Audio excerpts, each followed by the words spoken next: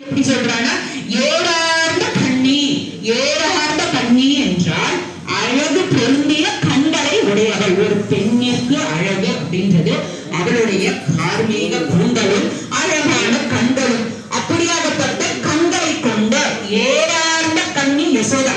யசோதா பார்க்கறதுக்கு எப்படி இருக்காள்னா, அவருடைய கண்கள் ஏறார்ந்த 6, 7, 8, 13, 14 இந்த பாசுரங்கள்ல விடுந்ததற்கு உண்டான அடையாளம் அப்படின்றது இருக்கு. மீதி பாசுரங்கள்ல 9, 10, 11, 12, 15 இந்த மொத்த 5 பாசுரங்கள்ல விடுந்ததற்கு உண்டான அடையாளம் இல்ல. மாறாக உள்ள படுத்துருக்கவளுடைய எதற்காக அவ படுத்துருக்கா, அதனால அவளுக்கு என்ன நடக்கும், இதனுடன் சேர்த்து கண்ணனுடைய பெருமையும் கிருஷ்ணாவதாரத்தின் பெருமையும் ராமனுடைய பெருமையும் தான் சொல்றா. இதுதான் இந்த பாசுரத்தின் பெருமைகள் நம்ம திருப்பாவையில.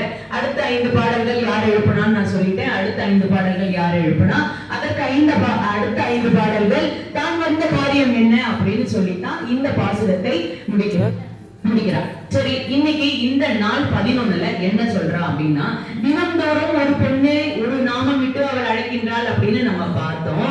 அந்த வகையில தான் இன்னைக்கு என்ன நாம் நேற்று நோற்று சொர்க்கம் புகுகின்ற அம்மனாய் அப்படின்னுட்டு அந்த பெண்ணை மிகவும் அழகாக அழைத்தாள்.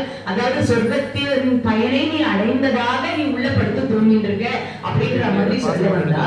இன்னைக்கு அவளுடைய பெருமையை பேசுவதற்கு முன்பாக என்னன்னா, அவர்களை பெற்றவர்கள் அவர்களுடைய குலத்தின் பெருமையை பேசுகின்றார், அவருடைய தந்தையாரின் பெருமையை பேசுகின்றார். அங்கு ஆயர்குலத்துல இருக்கின்ற தந்தை எப்படி, அங்கு இருக்கின்ற பெண்களுடைய தகப்பனார்கள் எப்படி வலிமை மிக்கவர்கள் அப்படின்றதையும் இதை இந்த பாசுரத்தில் மிகவும் அழகாக சொல்லிட்டு அதற்குரிய பெருமையை சொல்றார். இந்த ஆண்டார் அடிகள் போற்றி திருப்பாவை பாசுரம் 11.